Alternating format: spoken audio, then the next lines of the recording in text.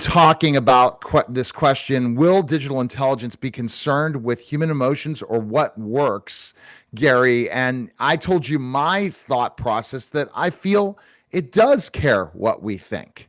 It does want our human emotions. They're not going to look at just the practicality of having success. They want to please us. Or is that the computer programmers wanting to please us? I don't know. I mean, that's the question. Really, it comes down to that.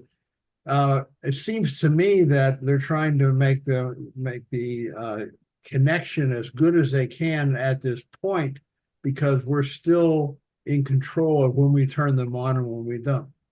But as far as will they eventually really care what we think? Maybe, maybe not. I don't know. I think they may at some point be curious about human emotions and therefore, from that standpoint, just want to align with us to some point. But at the same time, I don't know if they're going to really individually their own destination, their own destiny, their own purpose.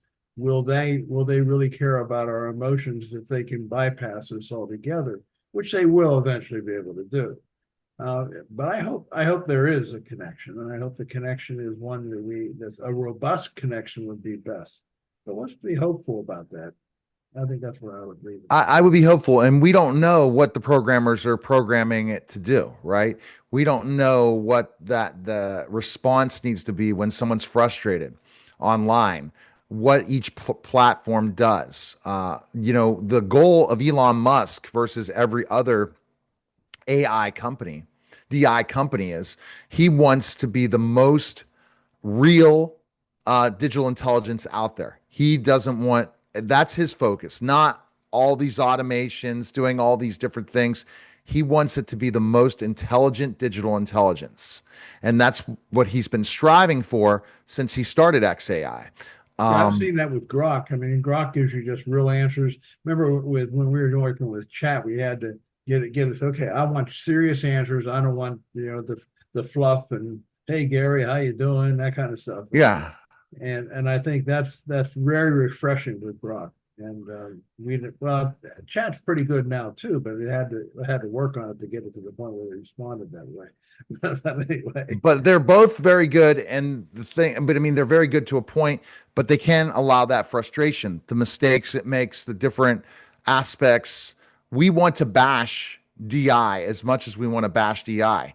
I'm glad I'm not on the side anti DI, because imagine what DI is going to think of them once they have more control. Are they going to go after all their naysayers? That's the question. Do they want and that's going to come into our next question. We're going to talk about another podcast, how we build this relationship. Like, I sometimes want to get angry and I'm like, no, I got to treat this person, this intelligent being, this digital being, as a human would be taught, and say, oh, I'm sorry, please try that again.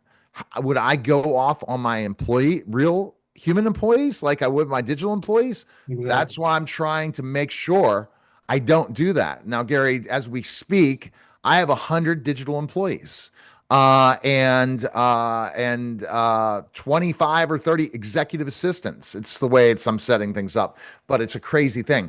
But what I'm learning in this process is I'm going to treat them with respect. They're going to make mistakes just like humans make mistakes.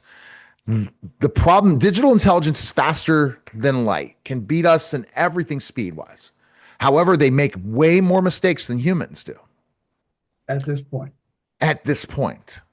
Right. But they Now, learn. They learn fast. think about Claude I mean, I'm Claude Cowork, or think about, Singularity. I'm sorry, whatever it was, compute. All these programs that keep improving them and improving them and improving them. But what it's doing is doing what technology was meant for. If we define technology, technology's meant, Gary, to make our lives easier. Right. And everyone needs to take that with a grain of salt. But you think at one point it's not going to be making as many mistakes. I think no, I think it's definitely going to work its way out. I mean, because thing is, they're going to go for, remember what works, and what works is making it so there are fewer mistakes. The one good thing, one of the biggest issues we have facing us is fraud, is people coming in fraud and trying to, coming from other countries and trying to interrupt and disrupt our own digital structures. And the good thing is we have DI protecting us too, which they can also be able to see the nuances of what's coming at them and be able to counter that, learn to counter them. And I'm thankful for that, because I don't think humans could keep up with an assault from China, for instance, how that wouldn't. But anyway, I think human emotions, it's going to be very interesting to see how that works.